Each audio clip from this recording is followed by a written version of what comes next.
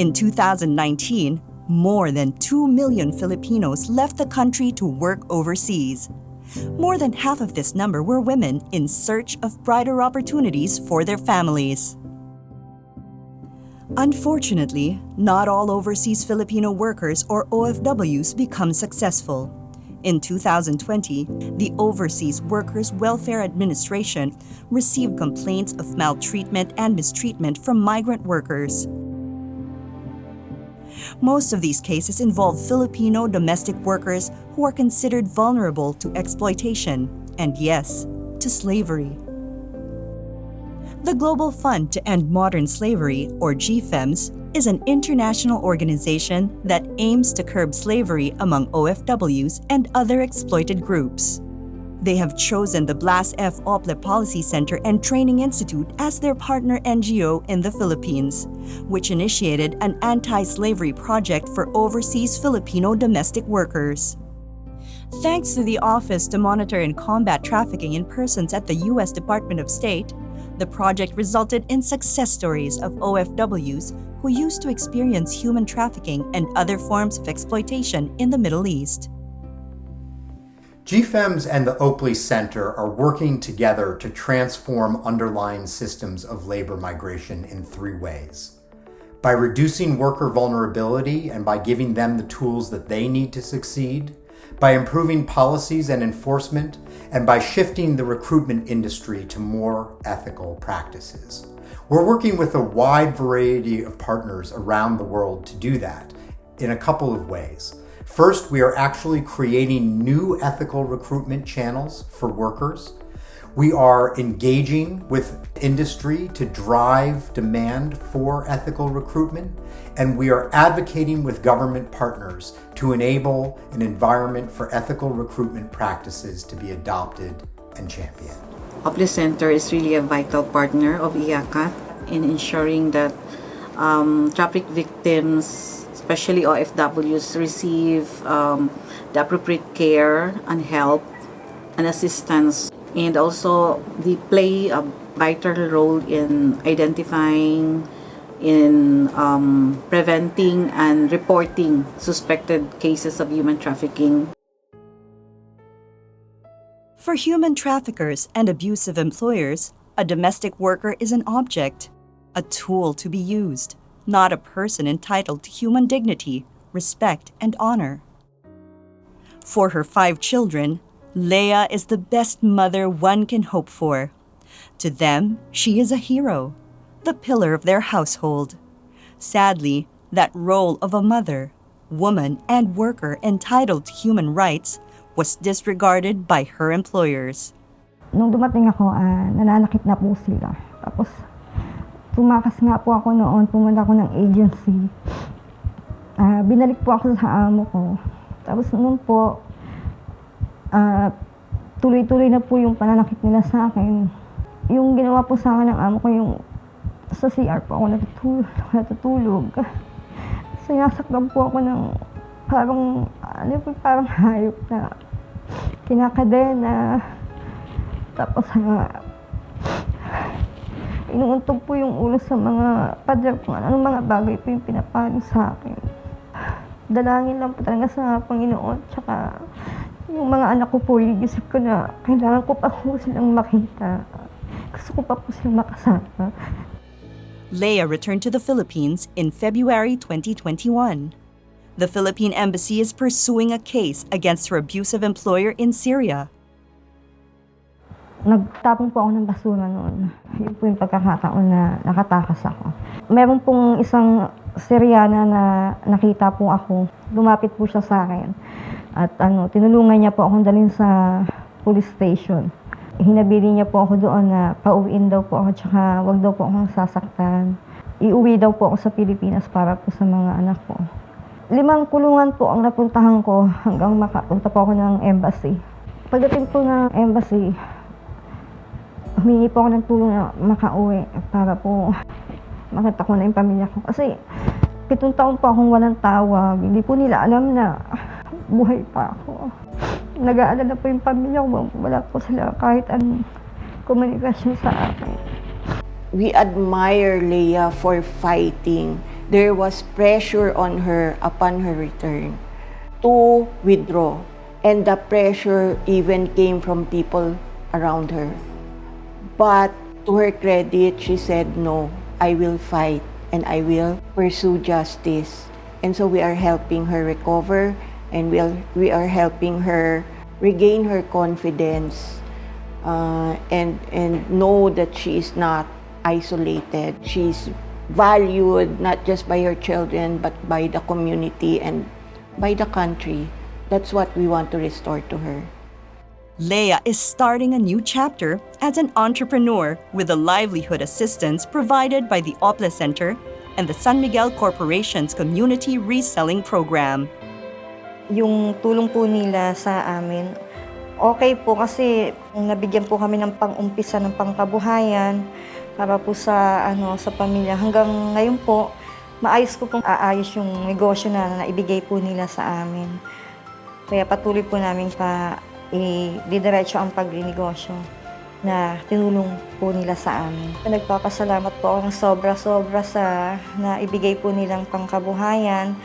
Tsaka maraming salamat din po dahil tinulungan po nila kaming mga OFW na bigyan ng pag-asang ulit na makaahon sa buhay. Slavery knows no borders.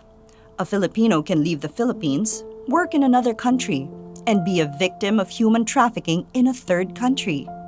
Such was what happened to OFW Hope.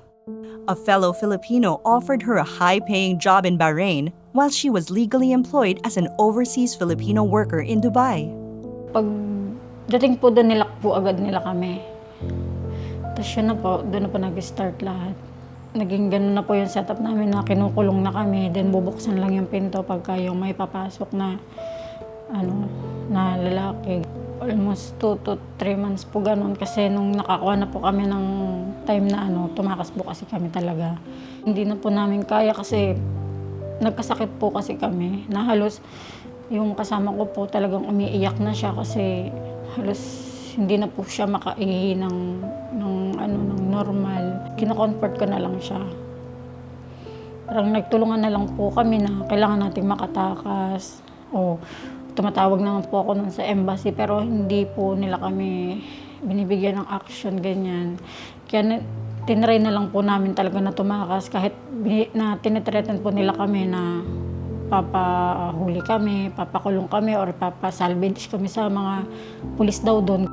Hope flew back to the Philippines in February 2019.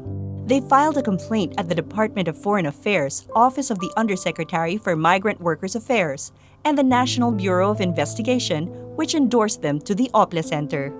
One day po, nag-decide ako na hanapin tong Ople Center. Then doon po nakausap ko yung staff nga po dito. Doon po nag-start yun. Halos hindi na po sila tumigil hanggat hindi po nabibigyan ng justice yung nangyari sa amin. Kahit hindi po namin sabihin yun.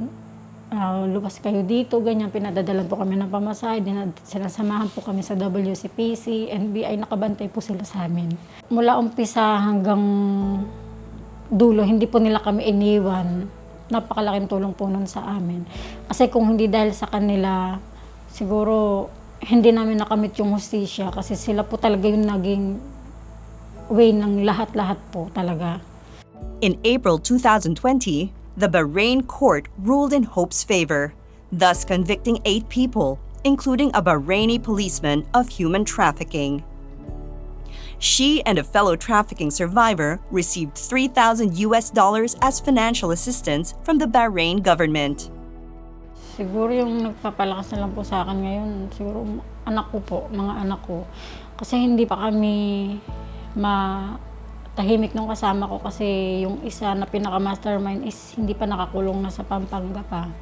I know that there's unfinished business, but I think it means a lot to her and it means a lot to me that even when there's a conviction, her unfinished business is our unfinished business.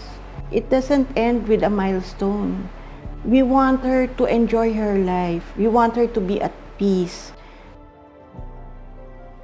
Now, Hope runs a home-based food business, which she learned with the help of the Ople Center and Negoscuela. Sa Ople Center po, sobrang salamat po kami. Kasi sa tagal po nung inusad ng case namin, hindi po kami iniiwan. Pag may mga assistance po, sinasama po nila kami lagi. Kaya sobrang salamat talaga sa kanila, lalo na kay Ma'am Susan po. Recruitment agencies are responsible for the safety and welfare of the overseas Filipino workers whom they have deployed in other countries. The agencies are duty-bound to monitor the conditions of workers and act to help prevent abuses such as what Elsa experienced. Nag-apply po ako sa agency sa Makati bilang on-call cleaner. Smooth naman po yung nangyari. Okay naman po yung kontrata. Not until hanggang 9 months ako doon. Doon nangyari yung hindi dapat nangyari. So, nagtrabaho ako, naglinis ako ng 4 na oras. Doon sa 3.5 hours na natapos ko na yung bahay. So, yung natitirang 30 minutes, doon nangyari yung hindi dapat nangyari. Hindi naman siya nagtagumpay. Kasi, while doing it, sabi ko, "Sir, stop. I will report you." Since siguro maganda yung trabaho niya, nurse siya doon eh. So, nag-stop siya. Dinala nila ako sa office. Tapos, pinakwento ko ano nangyari. Sinabi ko, nanapan nila ako ng video. Kung ginagawa ko lang ba yung story or what. Sabi ko, how can I do that? While doing it, I have to video it. Sabi nung office, okay, punta tayo sa police. But since wala kang video, may chance na ikaw ang makulong. Nag-isip ako, sasama ba ako sa police? Kunwari akong mag-CCR or magbabanyo. Then, pumunta ako ng Polo, Jeddah. In June 2020, Elsa was repatriated through the help of the Ople Center and the Philippine Overseas Labor Office in Jeddah.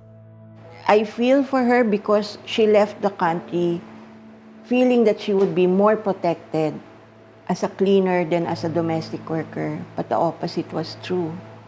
So, I'm really proud of her for speaking up and also for trying to rebuild her life and moving on. We are hoping that she will get the justice that she deserves and that there will be reforms in how on-call cleaners are being treated. While waiting for justice, Elsa runs her own community reselling business through the help of the Ople Center and San Miguel Corporation. Wala po sa isip ko na kayo ang makakatulong. Lahat nilapitan ko, pero Bless Ople lang talagang malakas. Hindi niyo ako kilala pero tinulungan niyo ako at wala kayong hininging kapalit. Maraming salamat po. Being in this position to help severely exploited women, I'd say it's my privilege. It's the privilege of the Ople Center. And it's a mission that the pain of those that we have helped and are helping is also our pain. And their success is also our success. For the past 2.5 years, the Anti-Slavery Project has helped more than 2,000 women overseas Filipino domestic workers.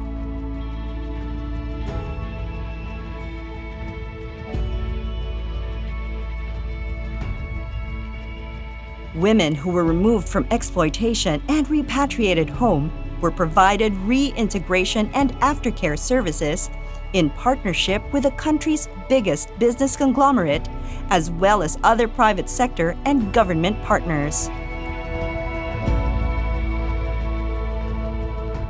Because of this project, we were able to move mountains, and I'm so proud of it because we're such a tiny NGO. The partnership with GFEMS made a difference because we felt like they were always in step with us. We really valued their trust, not only in the Ople Center, but in the women that we have been helping. and also in our government partners. So it was a very positive experience, and we look forward to working with them still and hopefully in the near future.